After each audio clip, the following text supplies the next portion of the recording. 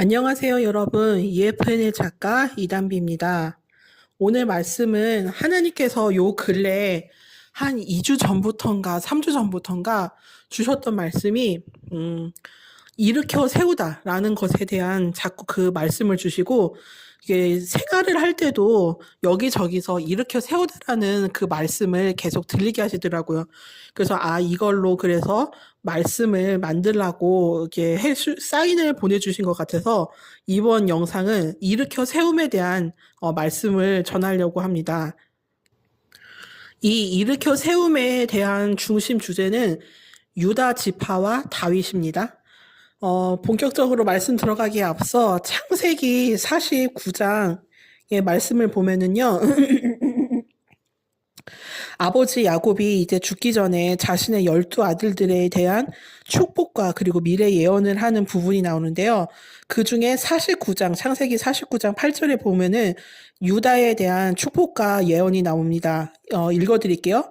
이거는 성경 헬라어 그리고 히브리어 직역된 성경으로 읽어드리는 겁니다. 예후다야, 너는 내 형제들이 내게 감사리니 내 손이 내 원수들의 목을 잡을 것이고 내 아버지의 알들들이 내게 절할 것이다. 예후다는 사자 새끼라. 먹이를 먹고 자라났다. 내 아들아. 그가 사자처럼 또 암사자처럼 웅크리고 엎드려 있으니 누가 그를 일으키겠느냐. 왕의 홀이 예후다로부터 떠나지 않을 것이고 통치자의 지팡이가 그 발 사이에서 떠나지 않으리니 쉴록에서 오실 때까지 백성들이 예후다에게 복종할 것이다.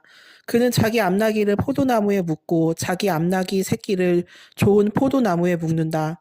그는 자기 옷을 포도주에 빨고 자기 겉옷은 포도즙에 빤다. 그의 눈은 포도주보다 번쩍이고 그의 이는 우유보다 희다. 라고 야곱이 이렇게 남겼습니다. 오늘 아까 말씀드린 대로 일으켜 세움이 중심 내용인데요. 누구를 일으켜 세우냐면은 유다 지파, 그리고 더 자세하게는 유다 지파의 다윗을 일으켜 세운다라는 내용이에요.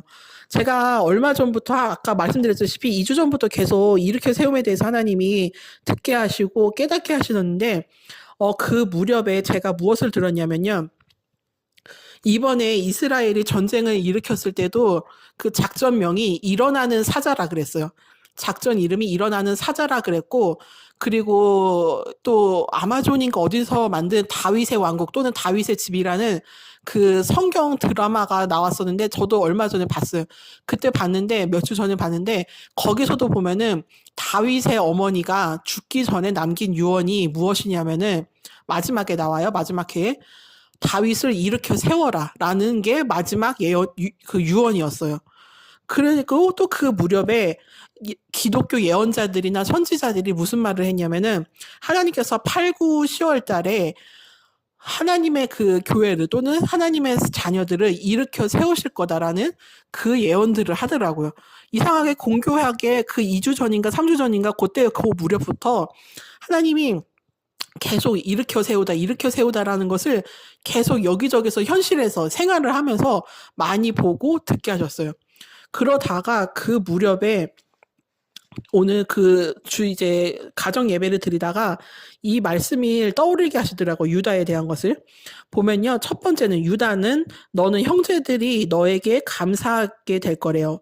왜냐면은 너의 손이 너의 원수들의 목을 잡을 것이고 그렇기 때문에 너의 형제들이 말 그대로 유다 지파에서 다윗이 탄생하고 다윗을 통해 또 예수님이 오세요.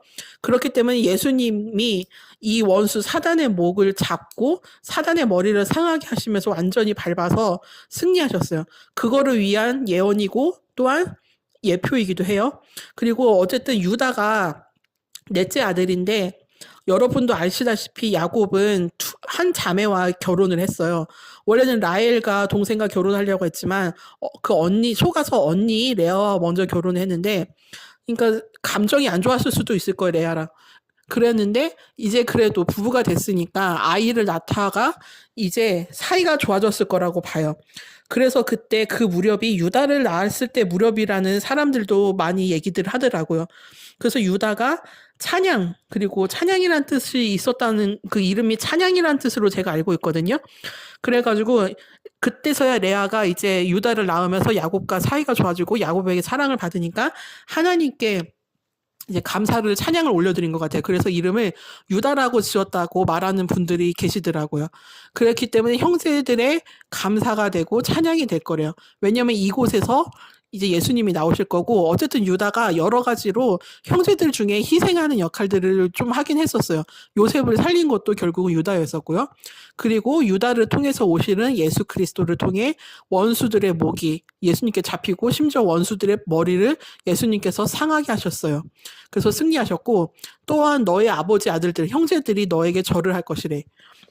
요셉도 자기 형제들과 심지어 아버지 어머니가 자기에게 절을 한 것도 보긴 했었지만 유다가 다른 형제들이 유다에게 절을 하게 되는 것은 여러분도 알다시피 유다를 통해 다윗이 나오고 다윗 왕조가 영원히 이렇게 이어져요. 예수님 오실 때까지. 원래는 사울이 일대 왕이 돼서 사울 왕조로 이어졌어야 되는데 사울이 하나님의 말씀에 순종하지 않고 하나님을 떠났기 때문에 하나님이 베냐민 지파의 사울을 버리시고 유다 지파의 다윗을 선택하셨다 그랬어요. 그래서 그때부터 왕조가 바뀌어서 다윗 왕조로 이제 유다 지파로 왕조가 바뀌어서 계속 지금까지 이어지고 있는 것인데 유다 지파는 왕의 지파를 의미하기도 하지만 유다 지파의 상징이 사자예요. 여러분도 알다시피 사자는 모든 맹수들의 왕이라고 일컬을 정도인데 그래서 여기서도 뭐라 그러시냐면은 유다는 사자 새끼라 먹이를 먹고 자라났다라고 얘기를 해요. 유다가 처음에는 새끼 사자였지만 먹이를 먹고 이 먹이가 누구냐면은 앞에서 언급한 원수들이에요. 그 원수들 사단과 그의 모든 원수들을 포효하여 잡아먹고 자라난 거예요. 예수님께서 하신 거랑 똑같죠. 그래서 유다가 사자처럼 또 암사자처럼 웅크리고 엎드려 있으니 누가 그를 일으키겠느냐라고 얘기를 하세요.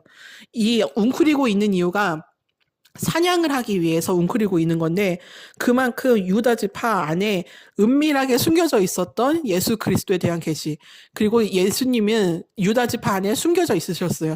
예수님이 다윗의 자손이기도 하지만 뿌리 말 그대로 기원 씨가 되기도 하세요. 그렇기 때문에 이 비밀이 너무 은밀했기 때문에 말 그대로 사단을 사냥하기 위해 예수님께서 유다 지파 안에서 그 진짜 사자가 웅크리고 있는 것처럼 그런 모습을 하고 계셨다라는 걸 이렇게 가르쳐 주세요. 그랬는데 이 사자를 누가 일으키겠느냐라고 얘기를 하세요. 누가 일으키시겠어요? 하나님께서 일으키시지. 하나님께서 이 사자 유다 지파를 일으켜 세우신대요. 일으켜 세우시는 이유는 딱 하나예요. 사단을 정복하고 장악하고 진멸시키기 위해서. 그래서 일으켜 세우시는 거예요.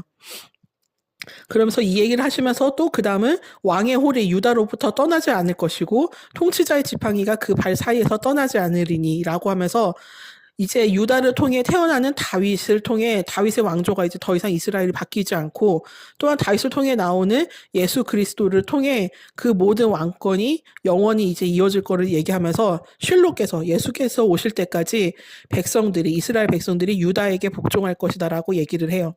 그리고 그는 자기 암나귀를 포도나무에 묶고 자기 암나귀 새끼를 좋은 포도나무에 묶는다라면서 제가 이걸 잘 몰라서 인터넷에 찾아봤더니 나귀를 포도나무에 맨다는 것은 나귀가 그 평화를 상징한다고 하더라고요.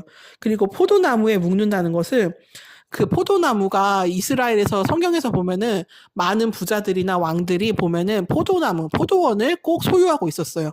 그 포도원은 그 당시에 부의 상징이었기 때문에 그래서 그 가나안 땅에 이제 들어갈 때도 보면은 젖과 꿀이 흐르는 땅이라 그랬고 가나안 땅에 포도나무가 많이 심어져 있었어요. 가나안은 또 천국을 의미하는데 결국 예수님께서 오심으로 말미암아 평화이신 겸손으로 오시는 예수 그리스도로 말미암아 천국이 되어가지고 우리가 그 안에서 풍성한 포도주와 포도즙을 우리가 먹고 마시기도 하지만 우리의 옷을 포도주에 유다가 빨게 될 것이고 자기의 겉옷을 포도즙에 빨게 된다고 돼 있어요. 이 포도주는 예수님의 피를 의미해요. 이 포도주가 기쁨을 의미하기도 하지만 예수님의 피를 의미하기도 해서 우리가 그 포도주에 또는 포도즙에 그 우리 옷을 빤다라는 그 표현이 나와요. 예수 그리스도의 피에 우리 죄를 그 예수님의 피가 우리의 죄를 속죄해주고 깨끗하게 씻겨주신다는 그 의미를 얘기해요.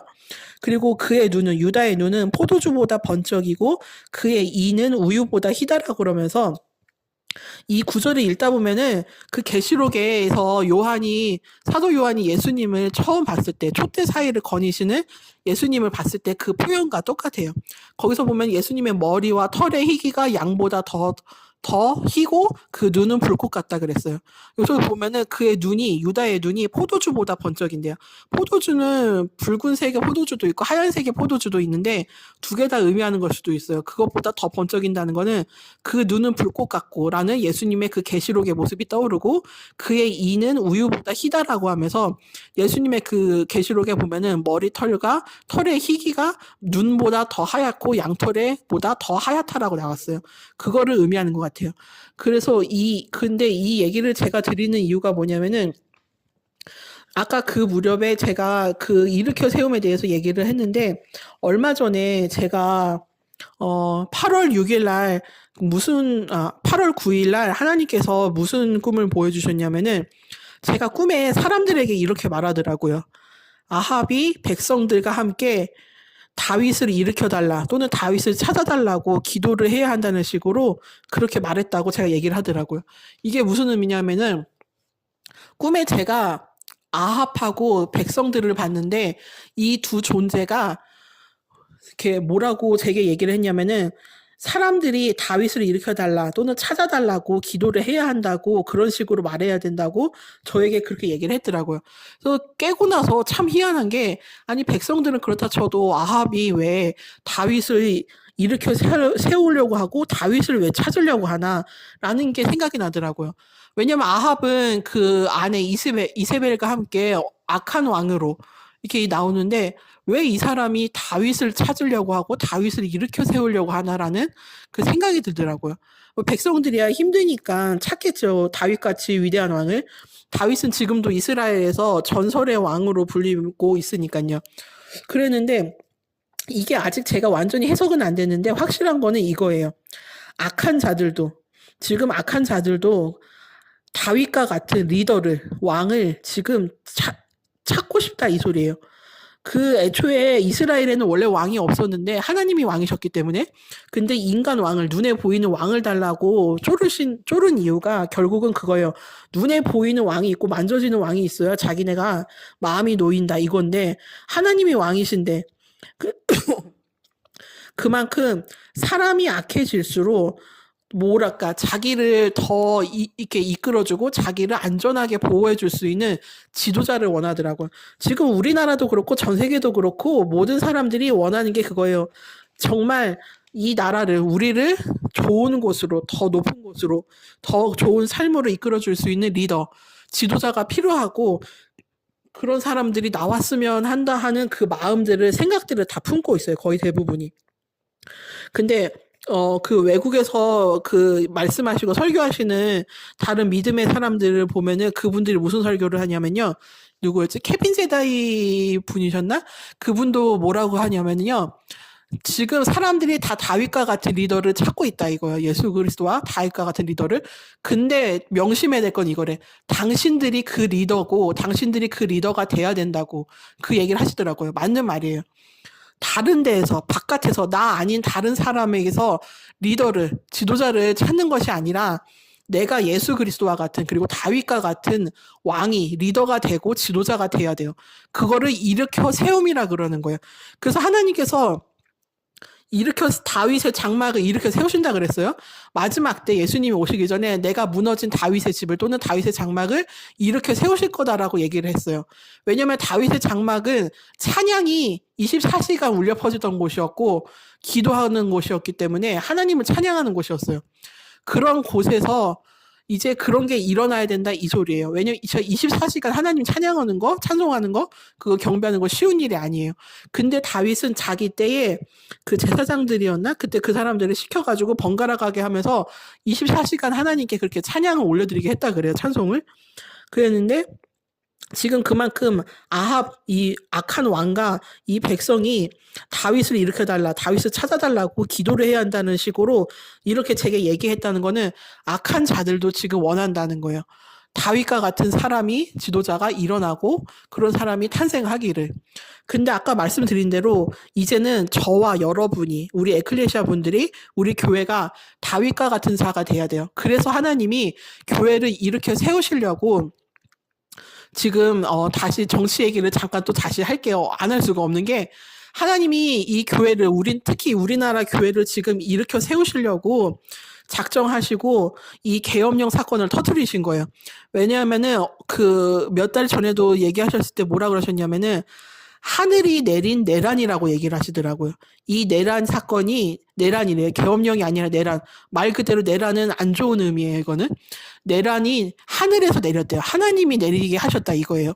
왜냐하면은 윤석열과 그 김건희 그 세력들을 사단의 세력들을 드러내게 하기 위해서 그 자들에게 미련하게 계엄령을 내리게 한 건데 하나님은 계엄령이 아니라 내란이라고 얘기하시더라고요. 그러고 또 몇 주 전에는 뭐라 그러셨냐면은 그 김건희가 이제 그 조사 받으러 소환되기 전에 그 한 며칠 전인가 일주일 전에 김건희 시대의 종말이라고 얘기를 하셨어요. 이제 사단의 시대는 완전히 종말됐다 이거예요. 왜 종말이 되었냐면은 제가 다음 영상으로 또 말씀을 드릴 거지만 다음 영상의 주제가 무엇이냐면요. 하나님의 거룩한 개혁 때 분노가 어떤 무슨 밤나무 안에 들어있다는 그 내용인데 그거는 이 다음 영상에서 전할게요. 그랬는데 그 얘기를 하시면서 하나님은 지금 우리나라 교회를 들어 쓰셔야 돼요. 왜냐면 우리나라에 지금 하나님께서 해놓으신 계획이 창세전부터 해놓으신 계획이 너무 어마어마하고 위대하기 때문에 그러려면은 교회가 한번 정화가 돼야 돼요. 깨끗하게. 그렇기 때문에 이번 이 사건을 통해서 지금 우리나라 개신교 쪽 대형 교회들을 나라에서 지금 조사를 하고 있는데 솔직히 이게 종교에 이제 정부가 끼어드는 구실이 돼가지고 좀 그거는 좀 기분은 안 좋은데 근데 하나님은 그 일을 통해서 교회를 지금 깨끗하게 정화하시려고 하시는 거예요. 그렇기 때문에 제가 정치 얘기를 웬만하면 진짜 더 안 하려고 하는데 이렇게 얘기를 드리는 건 뭐냐면은 이제 교회가 대한민국 교회가 정신을 차리고 회개하고 일어나야 되기 때문에 하나님께서 이렇게 세우시려고 이 사건을 통해 가지고 지금 대한민국을 뒤집어 엎으신 거예요. 왜 그 박근혜 그 전 대통령 그때 시대도 보면은 최순실을 드러내기 위해서 하나님이 문재인 대통령을 다음에 당선되게 하셨어요. 그래서 그 사건을 파헤치는 게 가능해졌고 윤석열을 먼저 당선시켜서 그런 다음에 이재명 대통령을 당선시켜서 조사하게 하셨어요. 만약에 순서가 뒤바뀌었으면 조사 못했을 거예요 아마. 하더라도 지지부진하게 끝났거나. 근데 확실한 거는 하나님께서 김건희 시대의 종말이라 그랬어요. 그렇기 때문에 이제 이 나라를 잡으려고 했었던 모든 주술의 건세와 사단의 건세는 완전히 파쇄됐고 오히려 자기들에게 수백 수천 배로 돌아가게 됐어요.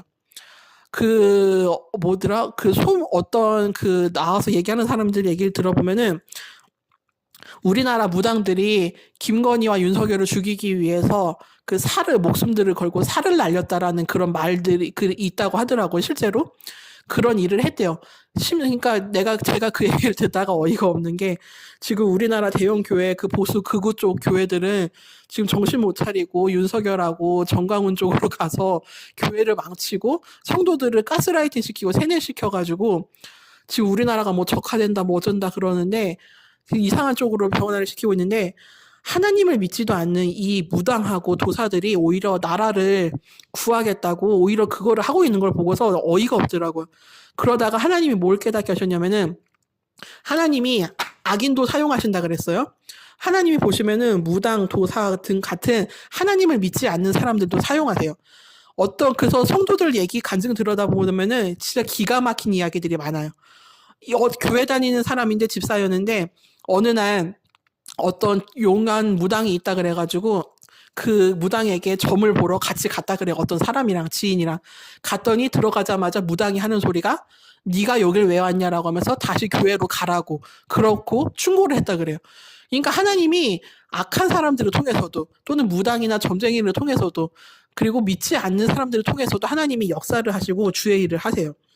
그렇고 어떤 사람은 또 어떤 목사님은 자기가 돈이 없어서 신학대학교를 못 다니게 생겼는데 어떤 스님을 우연히 만나게 돼가지고 그분이랑 얘기하다가 그 스님이 자기가 그 등록금을 댈 테니까 신학대학을 다녀가지고 목사가 되라고 도움을 줬다 그래요.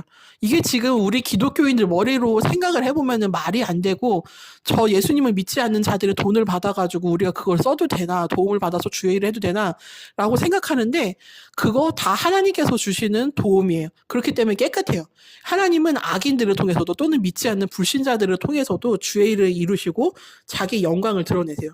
그러니까 지금 제가 이 얘기를 하는 것은, 제가 그 얘기를 듣고 도사들과 무당들이 이 나라를 살리겠다고 김건희와 윤석열에게 자기들 목숨을 걸고 살을 날렸다라는 걸 보고서 정말 저는 어이가 없었어요. 오히려 진짜 그 사람들이 더, 진짜 이런 말을 하면 안 되는데 진짜 하나님 믿는 사람들로 보였어, 오히려. 그리고 반대로 대형교회, 보수, 기독교, 극우 쪽 세력들은 진짜 이거는 예수 믿는 사람이 아니라 진짜 사단의 중심이 되는 아주 사단의 정예 부대들로 보였어요. 진짜 웬만하면은 정치 얘기 꺼내고 싶지 않은데, 지금 이 일으켜 세움이라는 얘기를 통해서 하나님이 다시 이 꺼내게 하시는 이유는 뭐냐면은, 우리나라 절대 적화되지 않고 공산주의화 되지도 않고 사회주의화 되지도 않아요. 왜냐면은 그분들이, 그 보수 극우 쪽에 있는 분들이 다 연세들이 있으신 분들이어가지고 그 전쟁 세대를 겪었기 때문에 그게 너무 걱정이 돼서 너무 극단적으로 치우친 건데, 이제는 시대가 변했고 세대가 변했기 때문에 심지어 전쟁이 일어난다고 해도 우리가 반드시 승리하게 돼 있어, 나만이. 형세가 불리해든 어쨌든 결과는 나만이 승리하게 돼 있고 적화될 일도 없어요.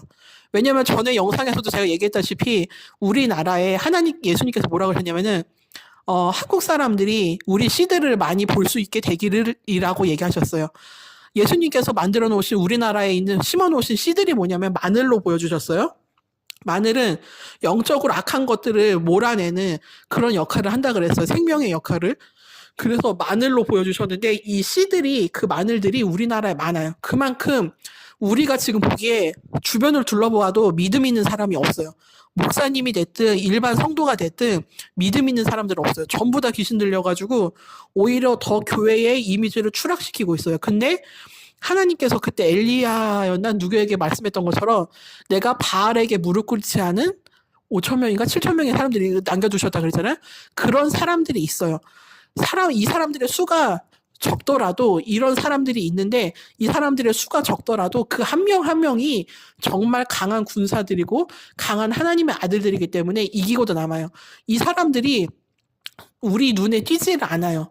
우리 눈에 띄지 않고 정말 평범하게 또는 가난하게 힘들게 살아가고 있어, 이 성도들이.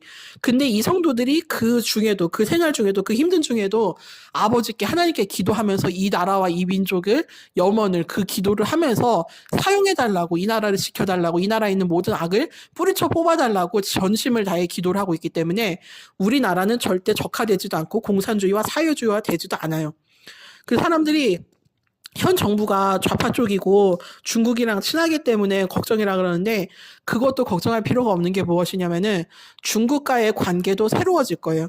우리가 중국이랑 뭐 손잡고 같이 사이좋게 지낸다고 해서 적화되거나 사회주의와 공산주의 이런 거 하지 않아요, 절대. 왜냐면은 민주주의가 돈이 되고 민주주의가 오히려 더 득이 되기 때문에 절대 그럴 일은 없고, 하나님도 그렇게 하지 않으세요, 절대. 그러니까 그 전쟁 세대를, 6.25 세대를 겪은 분들이 너무 그 세대를 알기 때문에 너무 걱정이 돼서 극우 쪽으로, 우파 쪽으로 너무 치우된 거예요. 우파가 좋아요. 우파가, 왜냐면은 교회와 나라를 위하는 민족이, 그 보수이기 때문에. 근데 너무 극단적으로 치우쳐서 극우가 되면은 이거는 그때부터는 이제 다른 길로 가게 되는 거예요. 그래서 경계를 해야 되는 거고, 지금 정권이 좌파가 돼도 걱정을 안 하는 게 무엇이냐면은, 어쨌든 하나님께서 이재명 대통령을 통해서 지금 이 악의 세력들, 일단은 지금 교회까지 뒤집어 엎어서 지금 조사를 하고 있게 하시는 거는 교회가 정신 차려야 된다는 뜻이에요. 이거 하나님의 징계고 하나님의 형벌이에요. 특히 대형 교회들 정신 차려야 됩니다, 이건 진짜.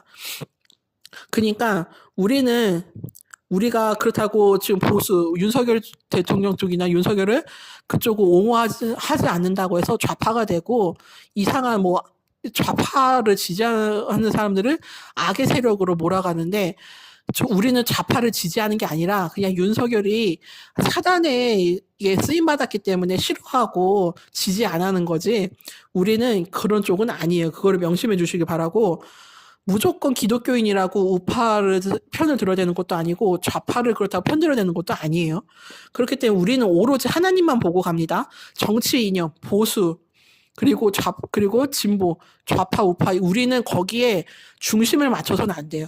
우리는 오로지 하나님의 말씀에만 중심을 맞춰야 되고, 정치 이념이 하나님보다 더 우상이 되고, 더 하나님이 될 수가 없고, 더 중요한 게 될 수가 없어요. 그거는 우상 숭배예요. 정치 이념을 그렇게 극단적으로 믿고 따르고 지지하는 거는. 그건 죄입니다. 그렇기 때문에 하나님이 이 일으켜 세움에 대해서 얘기하시게 하시면서, 이 일으켜 세움이 지금 교회를 지금 정하고 계셔서 우리나라 교회를 지금 다시 일으켜 세우시기 위해서 이 일을 하시는 거예요. 지금 우리나라에 일어나고 있는 모든 일들이 우연이 아니에요. 하나님은 죄를 드러내시는 분이에요. 수면 위로 떠오르게 하셔서. 그 방법이 어떠한 방법이든 간에 대통령 자리에 오르게 해가지고 그 모든 죄들을 사단의 그 권세들을 수면 위로 떠오르게 하시는 거는 하나님의 정말 기가 막힌 전술이고 계획입니다. 우리의 생각과 하나님의 생각과 방법은 하늘과 땅의 차이가 나는 것만큼 진짜 너무 달라요. 때로는 이해가 안 되는 방법으로 하시기도 하는데 나중에 알고 보면은 그게 참 기가 막히고 대단하고 어마어마하신 계책이십니다. 그렇기 때문에 우리가 이제는 다윗과 같이 일어나야 돼요. 악한 것들도 다윗을 찾아달라, 다윗을 일으켜달라, 기도를 해야 된다라고 말을 하고 있는 것은 그만큼 지금 모든 영혼들이 다윗과 같은 지도자가 일어나기를 바라고 있다는 거예요. 그리고 앞으로 이제 제가 전에 얘기했던 몇 번이나 언급했다시피 이 나라의 대통령 2명이 탄생할 건데 하늘의 대통령 또는 천국의 대통령이라 그랬어요. 이 두 사람을 통해서 하나님이 그 일을 행하실 거고 어쨌든 지금 대통령을 통해서도 하나님이 많은 일들을 하고 계시고 역사들을 하고 계시는 걸 보여요. 그렇기 때문에 대통령 자리에 누가 오르든 내 마음에 들든 안 들든 간에 우리는 기도를 해줘야 돼요. 그래서 하나님을 만날 수 있게 해달라고. 그래서 아버지께로 와서 하나님의 아들들이 되고 주의 일을 하게 하는 대통령이 해달라고 우리는 기도를 해야 돼요. 저도 윤석열 그 대통령과 그 김건희 여사를 위해 기도했었어요, 분명히. 왜냐면 그들도 하나님을 알고 있었다고 했었기 때문에. 그래서 그들이 회개하고 돌아와달라고 했는데 그들은 그 길을 택하지 않았어요. 그렇기 때문에 결국은 하나님의 형벌로 지옥으로 가게 이제 되는 것 같아요, 보니까. 왜냐면은 끝까지 기도해 줄 때는 해줘야 돼요. 저는 기도를 했어요. 그리고 우파를 위해서도 기도를 했고. 그렇기 때문에 우파든 좌파든 어쨌든 지금 현 대통령이든 기도할 수 있을 때 우린 기도해줘야 돼요. 그렇게 했을 때 그들이 나중에 하나님을 믿게 될지 안 믿게 될지는 아버지께 맡겨야죠. 우리는 아버지만이 아시니까 그거는. 그래서 다윗이 얼마나 위대하냐면은 나중에 또 다윗에 대한 영상을 다룰 거예요. 담을 뛰어넘는 믿음이라는 그 영상에 대해서 거기서도 얘기하겠지만 다윗이 인간적인 시선으로 봤을 때는 많은 죄를 지었어요. 위대한 전설의 왕으로 불리기도 하고 정말 처음으로 하나님을 사랑한다고 고백한 왕이기도 하지만 인간적인 시선으로 봤을 때는 범죄자예요. 근데 하나님인데 결국은 나중에 회개하긴 하지만 아주 절실하게. 그런데 하나님을 이 사랑하는 마음, 하나님께 의지하는 이 의지가 정말 갓난아기가 어른이 없으면 죽는다는 그런 식의 믿음을 이 사람은 보였어요. 하나님이 없으면 난 아무것도 아니고 나는 죽습니다. 나는 아무것도 못합니다라는 그 의지, 의뢰함이, 그 사랑이, 신뢰가 결국은 이 사람을 위대한 왕으로 만들었어요. 하나님께 보시기에 그게 다윗의 의였고 믿음이었고 상급이었었던 거예요. 그래서 우리는 다윗과 같이 돼야 된다는 게 다윗이 일으켜 세워지다. 그 드라마 다윗의 왕국인가 다윗의 집에 그 드라마라는 거기서도 보면은 그 어머니가 죽기 전에 남긴 유언이 그거예요. 일으켜 세워라 다윗을. 일으켜 세운다라는 거는 그동안 누워 있었다라는 것 뜻이에요. 앉아 있었거나. 눕거나 앉아 있었다라는 것은 그동안 죽어 있었거나 힘이 없어가지고 아무것도 하지 못하고 있는 상태였다는 거예요. 근데 이 사람을 일으켜 세우라는 거는 이제 이 사람이 담대하게 일으켜 세워져가지고 그 능력으로 사단을 정복하고 다스리는 권세. 말 그대로 예수님께서 갖고 계시는 그 권세를 우리가 갖게 되어 우리 발 아래 발 아래 사단의 그 목을 밟고 있고, 아까 유다 지파의 그 축복과 예언이죠. 우리 손으로, 유다의 손으로 적의 원수의 목을 잡게 된다 그랬어요. 그렇게 되는 거예요.